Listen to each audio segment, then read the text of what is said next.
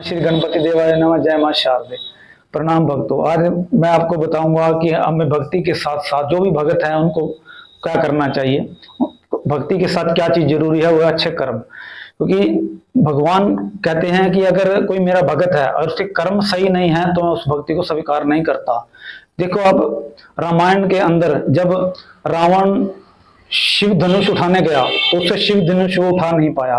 हालांकि वो शिव जी का कितना बड़ा भगत था।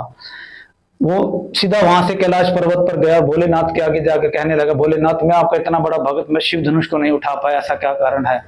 तो भगवान बोले कि रावण, तुमने भक्ति जरूर की है लेकिन तुमने जो है सब कुछ मर्यादा से हटकर किया है, तुमने सब कुछ अहंकार में आकर किया है, लेकिन भगवान राम ने मर्यादा में रहकर किया है, तो इसलिए वो धनुष उठा पाए, तुम धनुष नहीं उठा पाए क्योंकि तुम्हारे कर्म सही नहीं थे।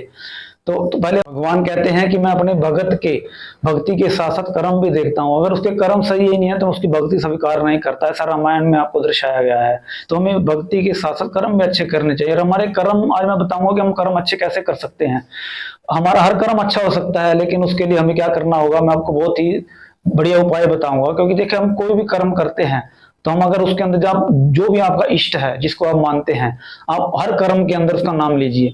जैसे आप सुबह उठते हैं तो उसको ध्यान कीजिए, जैसे आप श्री राम का नाम जपते हैं या श्री कृष्ण को याद करते हैं, या आपका कोई गुरुदेव है तो आप सुबह उठते सबसे पहले उनका नाम लीजिए। उसके बाद दिन की शुरुआत कीजिए। आप कोई भी कर्म करते हैं, स्नान कर रहे हैं तो उसमें भी उन जैसे आप जय श्री राम बोलिए, जय श्री कृष्ण बोलिए।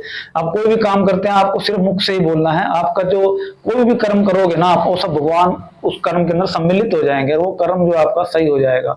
आपका मन भी नहीं भटकेगा, आपका मन में बुरी वासनाएं भी नहीं आएंगी, आपको कोई कर्म भी सारे अच्छे होंगे, आपका कोई भी कर्म बुरा नहीं होगा। आप जो है, और इसमें जो है आपका सबसे कहते हैं, जो कोई भी संत के पास हम जाते हैं या किसी सत्संग में जाते हैं तो हमें ये बताया जाता है कि श्वास श्वास में हमें सुमिरन करना चाहिए। इससे क्या होगा, आपका सुमिरन भी हो जाएगा और आपके कर्म भी अच्छे बनेंगे।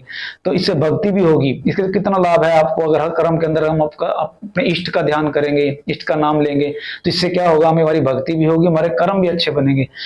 इसके सबसे सरल और सबसे उत्तम उपाय, देखो पहले कलयुग था, द्वापर युग से त्रेता युग और सतयुग में लाखों लाखों हजारों हजारों वर्ष लग जाते थे, तपस्या करते तब जाके भगवान मिलते थे। लेकिन आज कलयुग है, कलयुग के अंदर भगवान को प्राप्त करने का सबसे सरल उपाय यही है कि हम उसके नाम का सुमिरन करें ना। कलयुग केवल नाम आधारा, सुमिर सुमिर नर उतरे पारा। हम जितना उसका नाम जपेंगे, जितना उसको ध्यान करेंगे, और हम कलयुग के अंदर भगवान को बहुत जल्दी प्राप्त कर सकते हैं। क्योंकि कलयुग ही ऐसा युग है, क्योंकि बाकी युगों में तो बहुत टाइम लग जाता था। देखो रावण ने कितनी तपस्या करी, और भी जितने भी राक्षस हुए या जो भी भगत हुए, उन सब ने कितने कितने तपस्या करी, तब जाके उनके भगवान मिले। कलयुग एक ऐसा है, मैं कहता हूँ कलयुग ही सबसे श्रेष्ठ युग है, और दूसरा युग कोई है ही नहीं भगवान को प्राप्त करने के लिए। इसलिए हमें भगवान को प्राप्त करने के लिए हमारे कर्म अच्छे हो जाएंगे इससे, जब हम हर कर्म के अंदर भगवान को सम्मिलित कर लेंगे। बोलिए जय गुरुदेव, जय गुरुदेव, जय गुरुदेव।